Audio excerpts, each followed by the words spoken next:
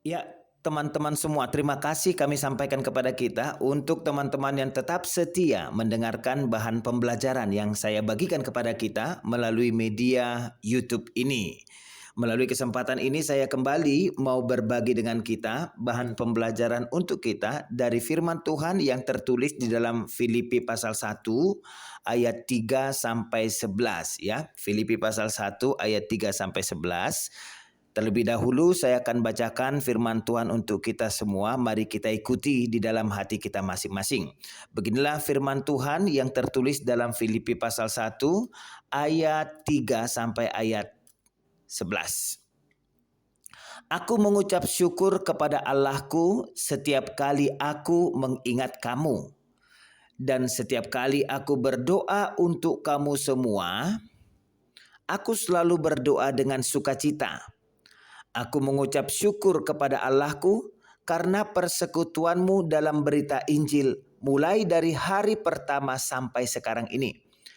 Akan hal ini aku yakin sepenuhnya, yaitu Ia yang memulai pekerjaan yang baik di antara kamu akan meneruskannya sampai pada akhirnya pada hari Kristus Yesus. Memang sudahlah sepatutnya aku berpikir demikian akan kamu semua, sebab kamu ada di dalam hatiku, oleh karena kamu semua turut mendapat bagian dalam kasih karunia yang diberikan kepadaku, baik pada waktu aku dipenjarakan maupun pada waktu aku membela dan meneguhkan berita Injil. Sebab Allah adalah saksiku betapa aku dengan kasih mesra Kristus Yesus merindukan kamu sekalian. Dan inilah doaku, semoga kasihmu makin melimpah dalam pengetahuan yang benar dan dalam segala macam pengertian, sehingga kamu dapat memilih apa yang baik, supaya kamu suci dan tak bercacat menjelang hari Kristus, penuh dengan buah kebenaran yang dikerjakan oleh Yesus Kristus untuk memuliakan dan memuji Allah. Sampai di situ pembacaan firman Tuhan kita. Teman-teman semua, sebagai pengantar untuk kita ya, ini adalah epistel yang disampaikan kepada orang Filipi. Di bagian pembukaan pasal 1 ini Paulus menyampaikan ada beberapa poin penting di sana. Ya, saya mau ringkas poin penting ini kepada kita. Yang pertama, Paulus dan Timotius disebut sebagai hamba milik Kristus Yesus. Ini ya yang pertama. Dalam pembukaan ayat 1, 2 dan 3 dikatakan di sana Paulus dan Timotius itu adalah hamba milik Kristus Yesus. Tentang ini pertanyaannya, bagaimana dengan kita? Bagaimana dengan saudara? Melalui gaya hidup saudara, melalui perbuatan saudara, perkataan saudara, dan juga mungkin banyaknya seteru yang saudara miliki saat ini. Seperti itu ya. Bisakah saudara menyebut diri saudara hamba milik Kristus?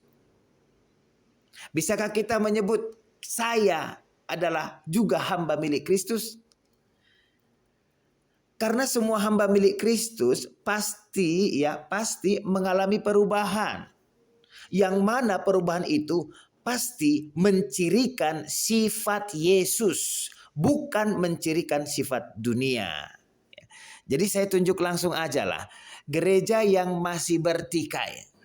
Jika gereja saudara adalah gereja yang bertikai saat ini, ya, gereja yang masih berblok-blok, berkelompok-kelompok, ya, jangan keburu untuk menyebut diri kami adalah milik Kristus, ya, jangan buru-buru mengklaim diri saya adalah milik Yesus. Paulus mau ingatkan kita melalui pembukaan dalam Filipi pasal 1 ini bahwa semua orang yang dimiliki oleh Kristus itu terikat hubungan perjanjian. Kita adalah orang-orang yang terikat di dalam hubungan perjanjian, sehingga perjanjian itu harusnya mempengaruhi gaya hidup kita, ya. Dalam rangka itu semua hamba milik Kristus harus memiliki pemahaman yang benar tentang firman Tuhan. Dan hanya dengan memiliki pemahaman yang benar tentang firman Tuhan, kita bisa bertumbuh dengan benar. Itu poin penting yang pertama yang bisa kita temukan dalam pembukaan Filipi pasal 1 ini. Selanjutnya yang kedua, Paulus mengingatkan kita bahwa kasih karunia Tuhan itulah yang akan membawa perubahan di dalam hidup kita, orang percaya. Ya, apa yang mengubah kita adalah kasih karunia Tuhan saja. Sehingga kasih karunia Tuhan itu bisa menguatkan kita. Kasih karunia Tuhan itulah yang memenangkan kita. Kasih karunia Tuhan itulah yang menyelamatkan kita. Yang membentuk bagaimana kita harus merespon segala sesuatu kasih karunia Tuhan. Dan perlu kita pahami bersama-sama, Paulus mau ingatkan kita, kasih karunia itu kita peroleh hanya melalui Mesias yang sudah ditetapkan oleh Bapa kita. Siapa Mesias itu? Yesus Kristus sendiri. Ya, itu poin penting yang bisa kita ambil dari pembukaan Filipi pasal 1 ini. Kita sekarang masuk ke dalam ayat 3 dan sekaligus juga ayat 4. Ya, dua ayat saya akan kembali bacakan kepada kita, ayat 3 dan 4. Di sana dikatakan, aku mengucap syukur kepada Allahku setiap kali aku mengingat kamu.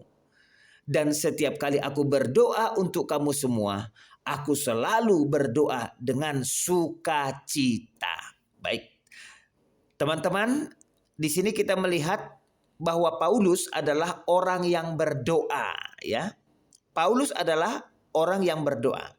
Dia berdoa kepada Tuhan untuk jemaat Filipi ini. Dan sepertinya jemaat ini punya hubungan yang dekat dengan Paulus, ya, yang ketika itu Paulus sedang ada di dalam penjara. Dia dirantai karena apa? Memberitakan Injil Kristus, Injil kebenaran.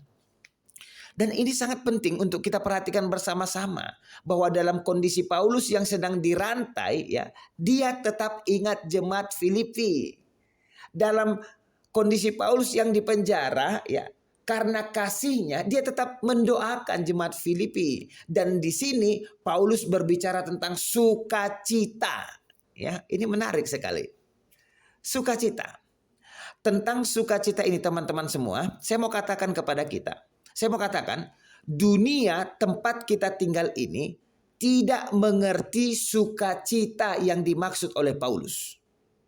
Dunia tempat kita ini, teman-teman kita yang lain yang tidak percaya itu, mereka tidak paham, tidak mengerti sukacita karena Injil itu. Tetapi sebaliknya kita sebagai orang percaya, kita harusnya mengerti ini, sukacita ini. Ya. Paulus mau ingatkan kita, ketika kita punya hubungan yang intim dengan Tuhan, ketika kita punya hubungan yang intim dengan Tuhan melalui anaknya Yesus Kristus, salah satu buahnya adalah sukacita. Karena sukacita ini tidak didasarkan kepada situasi, ya. Paulus dirantai loh saat itu. Paulus di penjara, itu situasinya. Tetapi dia bersukacita. Itu makanya saya katakan sukacita ini tidak didasarkan kepada situasi.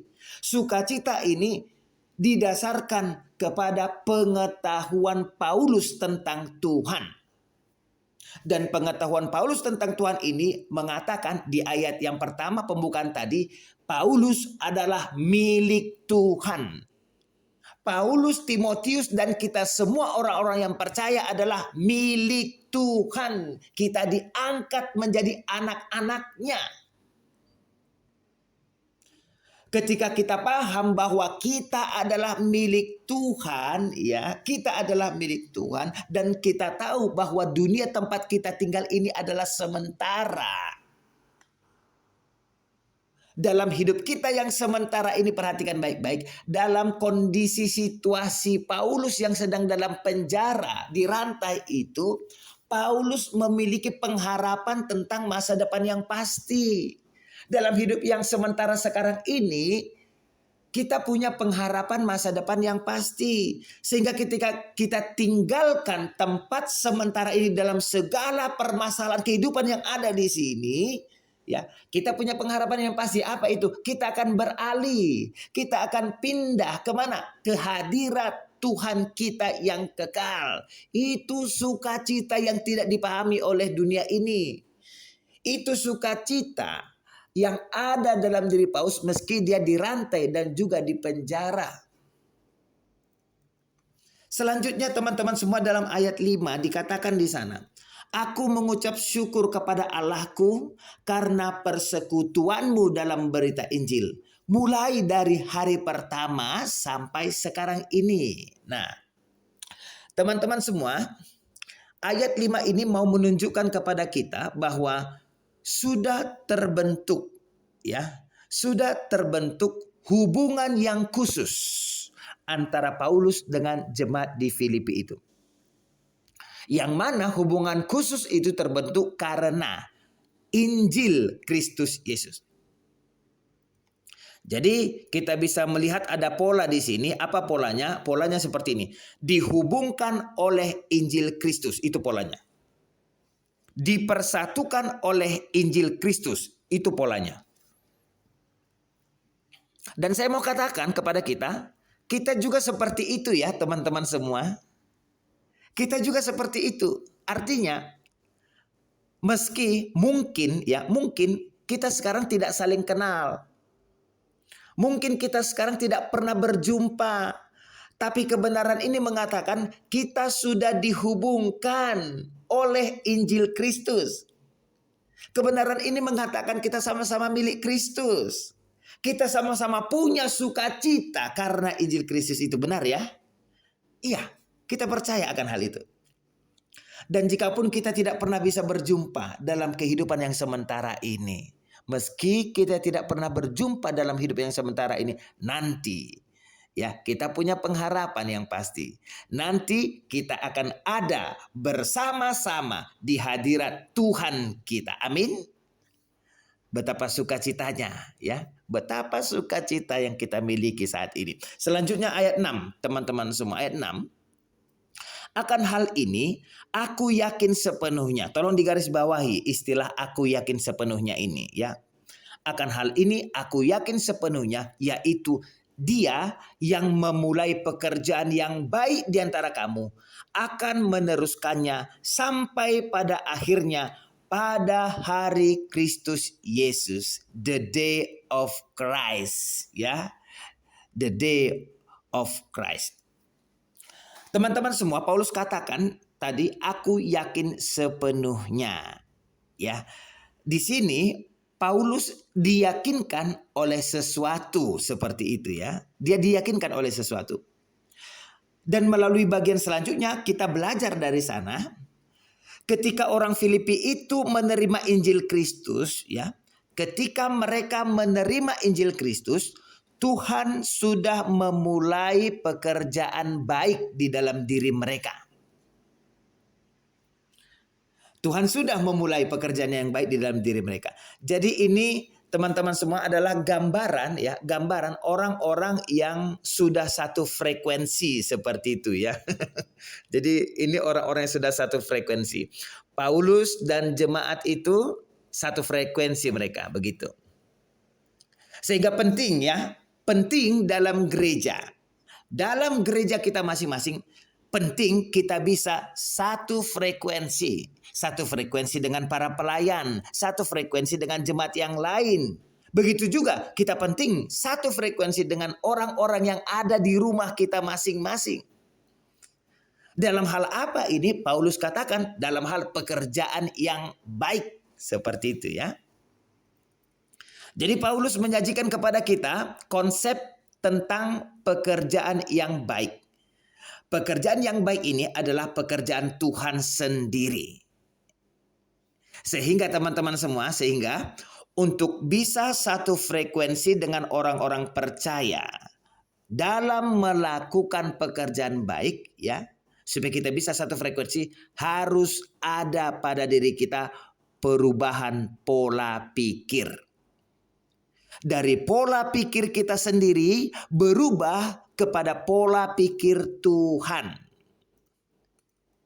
Jika kita masih berada di pola pikir kita masing-masing, percayalah kita nggak bisa satu frekuensi dengan orang-orang lain. Tetapi ketika kita semua memiliki pola pikir Kristus di dalam kita, disitulah kita bisa satu frekuensi dengan para pelayan, dengan semua jemaat, dengan semua gereja-gereja. Ketika semua kita ada di dalam Kristus, itulah posisinya. Ketika kita semua ada di dalam Kristus. Tujuannya apa? Goalnya apa?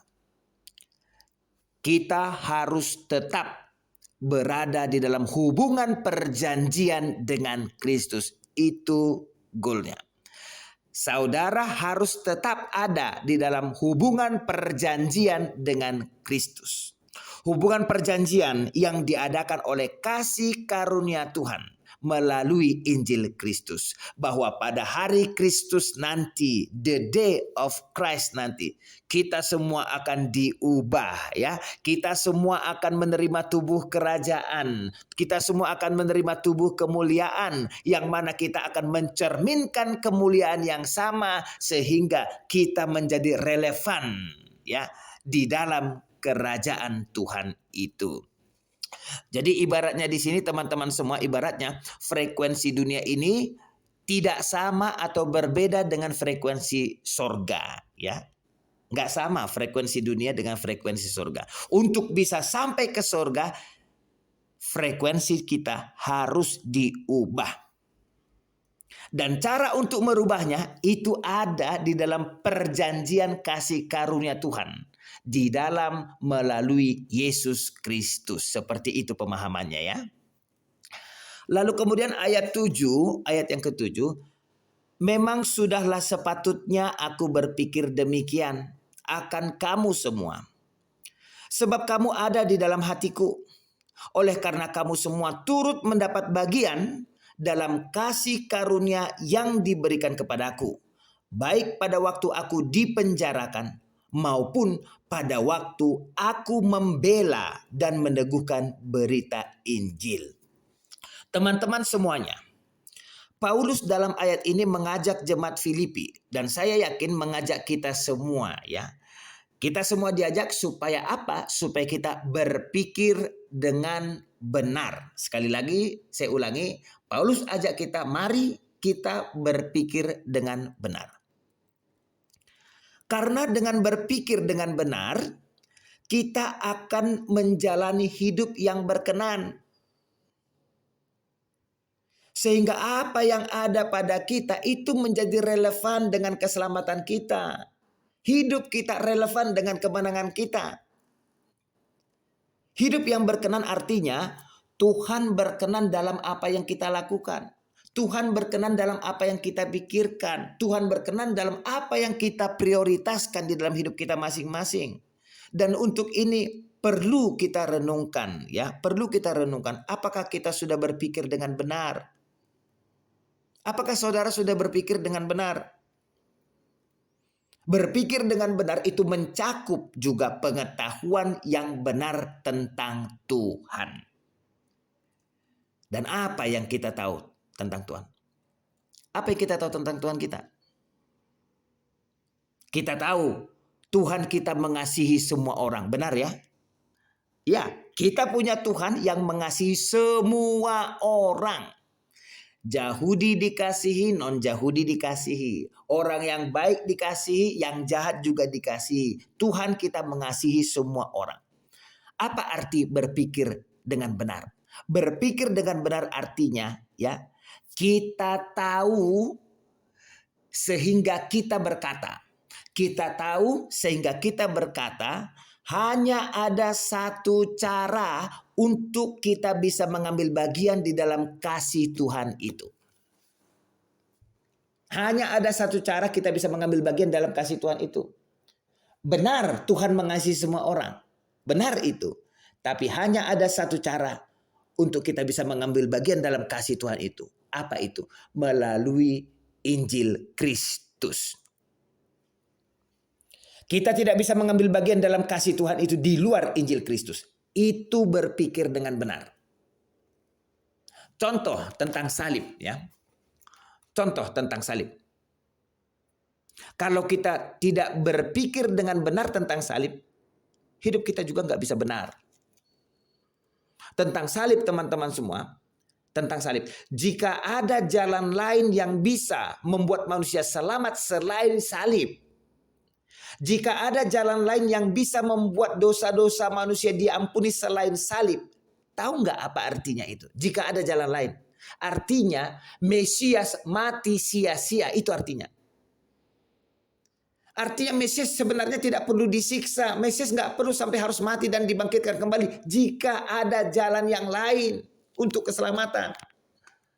Tetapi karena faktanya tidak ada jalan yang lain ya. Karena memang nggak ada jalan yang lain. Makanya Mesias harus melakukannya. Sehingga teman-teman semuanya hanya ada satu cara. Dan cara itu adalah melalui iman kita kepada Sang Mesias, Yesus Kristus. Itu berpikir dengan benar. Itu berpikir dengan benar. Sehingga jika kita tidak berpikir dengan benar, ya, kita nggak bisa hidup dengan benar. Jika kita tidak berpikir dengan benar, kita nggak bisa melayani dengan benar. Artinya kita nggak bisa mencapai dengan benar apa yang Tuhan inginkan dari hidup kita. Itu pentingnya berpikir dengan benar. Selanjutnya bagian akhir ayat 7 ini mengatakan kepada kita, baik pada waktu aku dipenjarakan maupun pada waktu aku membela dan meneguhkan berita Injil. Ya, teman-teman, Paulus mau kita menyadari bersama-sama. Ya, Paulus mau kita menyadari bersama-sama. Dengan kita berpikir dengan benar, ya, orang akan menyerang kita. Dengan kita berpikir dengan benar tadi, orang akan memusuhi kita. Dunia akan memusuhi kita. Sehingga Paulus melalui bagian akhir ayat 7 ini mengatakan kepada kita, sejak Injil Kristus mulai diberitakan, pesan Injil itu diserang. Sekali lagi ya, saya katakan, sejak Injil Kristus mulai diberitakan, pesan Injil itu diserang. Hati-hati terhadap orang Kristen yang mengatakan semua Tuhan agama-agama itu sama. Hati-hati, nggak sama Tuhannya. Tuhan agama-agama itu semua nggak sama. Hati-hati terhadap orang Kristen yang mengatakan jalan keselamatan itu bisa berbeda-beda. Tetapi satu kok tujuannya ke surga katanya. Banyak jalan menuju Roma. Itu salah besar ya. Itu salah besar. Yang benar apa? Yang benar adalah Injil Kristus adalah jalan satu-satunya yang ditetapkan oleh Tuhan. Sehingga itu penting tadi idenya. Penting untuk kita memiliki pikiran yang benar. Karena banyak serangan terhadap kebenaran itu. Jangan sampai tanpa sadar kita sendiri menyerang Injil Kristus. Jangan sampai tanpa sadar kita sendiri sudah menyesatkan anak-anak kita. Menyesatkan orang-orang yang percaya, saudara-saudara kita. Jadi sekarang kita diingatkan melalui firman Tuhan ini. Kita diingatkan ya. Pemberita-pemberita Injil Kristus diserang. Isi berita sukacita Injil Kristus diserang. Yang percaya kepada Injil Kristus itu juga diserang. Dan untuk semua serangan ini Paulus katakan kepada kita, kita harus bertahan, teman-teman.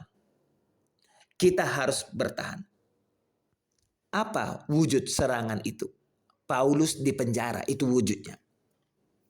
Apa wujud serangan kepada Injil Kristus? Paulus dirantai. Bahkan akhirnya Paulus dibunuh. Mati dia. Sehingga Paulus mau katakan kepada kita saat ini, waktu dalam penjara bertahanlah. Waktu hendak dieksekusi karena Injil bertahanlah. Dan kita mau diajak oleh Paulus untuk menyadari bahwa Paulus membela Injil Kristus. Ya, tubuhnya diberikan untuk sebagai pembelaannya terhadap Injil Kristus. Teman-teman percayalah. Jika kita memberitakan kebenaran tentang Injil Kristus, kita bisa dituduh menista agama orang. Karena apa yang ada dalam agama orang tidak sama dengan apa yang ada dalam diri kita, yang ada pada kita. Ketika kita memberitakan kebenaran tentang Injil Kristus, kita bisa dituduh menista agama orang. Tetapi kita perlu memberitakan Injil Kristus yang dibutuhkan oleh semua orang yang ada di bumi ini. Meski pemberitaan itu akan membuat kita sama seperti Paulus, di penjara ataupun dirantai. Ayat 8. Sebab Allah adalah saksiku, betapa aku dengan kasih mesra Kristus Yesus merindukan kamu sekalian. Teman-teman semuanya, di ayat 8 ini Paulus mau katakan kepada kita, sekarang saya ada di sini, saya sedang dirantai, saya di penjara dan saya memikirkan kamu. Saya dirantai, saya di penjara dan saya mendoakan kamu. Saya dirantai, saya di penjara dan saya bersukacita. Di sini aku memikirkanmu karena aku mengasihimu, kata Paulus kepada orang-orang Filipi, jemaat Filipi. Teman-teman, saya mau katakan kepada kita, inilah hidup orang yang sudah dipenuhi oleh Roh Tuhan. Apa itu? Dia mampu mengasihi orang lain. Dia mampu mengasihi orang lain, ya. Jadi jika Anda kurang mampu mengasihi orang lain, ya, Anda kekurangan kekuatan Tuhan di dalam diri Anda. Itu aja yang lebih halus, ya. Ya. Inilah gambaran hidup orang yang sudah dipenuhi oleh Roh Tuhan. Dia kuat, dia mampu untuk mengasihi orang lain. Karena kasihnya kepada orang lain, dia memberitakan Injil yang akhirnya membuat dia dipenjara. Paulus mengasihi jemaat itu di dalam pelayanannya. Karena apa? Mesias ada, Kristus ada di dalamnya. Ayat 9. Dan inilah doaku, kata Paulus. Semoga kasihmu makin melimpah dalam pengetahuan yang benar dan dalam segala macam pengertian. Ungkapan yang pertama, kasihmu makin melimpah. Melalui ini Paulus mau supaya kita memperhatikan kasih Kristus yang ada di dalam kita. Perhatikanlah kasih Kristus yang ada di dalam hidupmu. Dan saya menyarankan kepada kita semua, ya, saya menyarankan kepada kita semua, mari teman-teman kita bekerja sama dengan Roh Kristus. Mari kita bekerja sama dengan Roh Kristus. Supaya apa? Supaya kasih Tuhan yang ada di dalam diri kita bertumbuh bahkan semakin melimpah. Butuh kerjasama dari kita. Butuh respon dari kita di dalam iman kita masing-masing. Dalam pengetahuan yang benar dan dalam segala macam pengertian, kata Paulus. Ketika hidup kita berakar kepada kasih Kristus, ya, ketika hidup kita ini berakar kepada kasih Tuhan, maka hidup kita ini akan menghasilkan pengetahuan rohani dan juga pengertian. Ketika kita berakar di dalam Dia, kita akan beroleh pengetahuan yang rohani dan juga pengertian. Ketika kita hidup berakar kepada kasih Kristus, Kristus akan memberikan kepada kita wawasan untuk melakukan segala kehendak Tuhan. Teman-teman semua, Paulus melayani, ya, Paulus melayani, dia menderita demi jemaat yang dilayani, Filipi. Apa hasil yang dia peroleh? Paulus mau katakan kepada kita, hasilnya sekarang saya memperoleh kebijakan yang rohani. Hasilnya sekarang saya memperoleh pengetahuan dan pengertian yang benar. Pengetahuan dan pengertian yang benar itu memberi kepada saya jaminan kepastian tentang apa yang Tuhan janjikan kepada saya. Sukacita. Ayat 10. Sehingga kamu dapat memilih apa yang baik, supaya kamu suci dan tak bercacat menjelang hari Kristus. Ungkapan ini sangat penting, yaitu dapat memilih, ya teman-teman semua. Ungkapan dapat memilih ini sangat penting. Dalam bahasa Yunani ini adalah dokimazen, ya, dokimazen. Dari kata ini kita punya kata dokumen, ya, dokimazen, dokumen seperti itu. Apa itu dokumen? Tentu dokumen itu adalah sesuatu yang mengandung informasi. Iya kan? Ada informasi di dalamnya. Informasi itu bisa mencerahkan kita, informasi itu bisa mensahkan sesuatu, informasi itu bisa mengungkapkan sesuatu, ya, dan yang lain sebagainya. Bisa informasi itu. Paulus mau katakan kepada kita semua, kasih Kristus yang menghasilkan pengetahuan rohani dan pengertian tadi, ya. Kasih Kristus yang menghasilkan pengetahuan rohani dan pengertian tadi itu akan menuntun kita, mengungkapkan kepada kita, menginformasikan kepada kita hal-hal yang perlu kita lakukan untuk kita dikenan oleh Tuhan. Itulah hal-hal yang baik, perbuatan-perbuatan yang baik itu. Dan ini dihubungkan dengan ungkapan selanjutnya, supaya kamu suci dan tak bercacat, ya, menjelang hari Kristus. Teman-teman semua, ini penting bagi kita. Ini penting kepada kita. Saya mau katakan, ketika kita mulai melayani orang lain, ya, ketika kita melayani orang lain, kita tidak hanya bisa menjadi instrumen transformasi dalam hidup mereka. Kita tidak hanya bisa menjadi instrumen perubahan dalam hidup mereka. Tetapi pelayanan yang kita lakukan itu juga bisa mentransformasi hidup kita sendiri. Yang penting mau kita pahami dalam ungkapan Paulus yang terakhir ini adalah adanya transformasi, adanya perubahan. Karena hanya dengan terjadinya perubahan dalam diri kita, ya, hanya dengan terjadinya perubahan dalam diri kita, maka kita bisa dikenali sebagai yang menjadi suci dan tidak bercacat. Seperti itu, ya. Yang suci dan yang tak bercacat. Polanya seperti ini, teman-teman semua. Polanya seperti ini. Melalui kasih karunia Tuhan yang kita respon dalam iman, ya. Melalui kasih karunia Tuhan yang kita respon dengan iman, kebenaran Mesias diperhitungkan kepada kita. Kebenaran Kristus diperhitungkan kepada kita. Sehingga ketika Tuhan melihat kita, ya, apa yang Tuhan lihat dari kita bukanlah diri kita sendiri lagi. Tetapi apa yang Tuhan lihat dari diri kita adalah keberadaan kebenaran Mesias yang sudah diperhitungkan kepada kita karena iman kita. Demikian ungkapan kamu suci dan tak bercacat menjelang hari Kristus. Ini bisa terjadi ketika kebenaran Mesias itu sudah diperhitungkan kepada kita. Akibat yang terjadi kepada diri kita adalah apa? Kita bisa bertumbuh menjadi dewasa secara spiritual. Karena kita ada di dalam Kristus Yesus itu sendiri.